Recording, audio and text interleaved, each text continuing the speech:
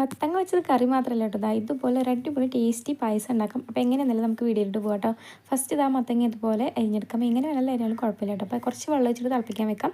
അതിന് ശേഷം ശർക്കര ഉരുക്കി വെച്ചിട്ടുണ്ട്. പിന്നെ 3 പാലാണ്, 1-ാം പാല്, 2-ാം പാല്, 3-ാം പാല്. അപ്പോൾ മത്തങ്ങയൊക്കെ നല്ലപോലെ വെന്തുടഞ്ഞ് വന്നിട്ടുണ്ട്. അപ്പോൾ നല്ലപോലെ ഒന്ന് ഉടച്ചെടുക്കണം.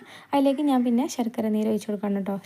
ശർക്കര നീര് ഒഴിച്ചതിന് ശേഷം ഒന്ന് തിളച്ചതിന് ശേഷം നമ്മുടെ 3-ാം പാല് ഒഴിച്ച് കൊടുത്തിട്ട് ഒന്ന് കുറുക്കിയെടുക്കാം കേട്ടോ. ഒരു കട്ടിപ്പരിവാവണ വരെ ഒന്ന് ഇളക്കിയെടുത്തിട്ട് അതിന് ശേഷം ഞാൻ 2-ാം പാലാണ് ഒഴിച്ച് കൊടുക്കുന്നത്. 2-ാം പാൽ ഒഴിച്ചിട്ടൊന്ന് തിളച്ചാൽ മതി കേട്ടോ.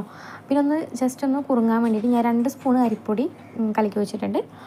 ഓപ്ഷനിലാണ്, വേണമെങ്കിൽ ചെയ്താൽ മതി. അതിനുശേഷം നല്ലപോലെ തിളച്ച് വന്നാൽ നമ്മുടെ സ്റ്റൗ ഓഫ് ചെയ്തിട്ട് 1-ാം പാൽ ഒഴിച്ച് കൊടുക്കാം കേട്ടോ. 1-ാം പാൽ ഒഴിച്ച് കഴിഞ്ഞാൽ പിന്നെ പരിപാടി കഴിഞ്ഞു. നമ്മുടെ മത്തങ്ങ പായസം റെഡിയായി. 1-ാം പാൽ വെച്ച് കഴിഞ്ഞാൽ പിന്നെ തിളയ്ക്കാനൊന്നും നിൽക്കണ്ട, നമ്മുടെ പായസം റെഡി ആയിക്കാണ്. അപ്പോൾ ഇത്രയുള്ള വീഡിയോ. അപ്പോൾ ഇതിൻ്റെ ഫുൾ ഡീറ്റെയിൽ വീഡിയോ ഞാൻ എൻ്റെ ചാനൽ ഇട്ടിട്ടുണ്ട് കേട്ടോ. അപ്പോൾ കാണാൻ താല്പര്യമുള്ളവർ ഒന്ന് കയറി കണ്ടു നോക്കട്ടോ. പിന്നെ എൻ്റെ ചാനൽ ആദ്യമായിട്ടാണ് കാണുന്നുണ്ടെങ്കിൽ ഒന്ന് സബ്സ്ക്രൈബ് സപ്പോർട്ട് ചെയ്യണേ. അപ്പോൾ എന്തായാലും ട്രൈ ചെയ്ത് നോക്കട്ടോ. Okay, by.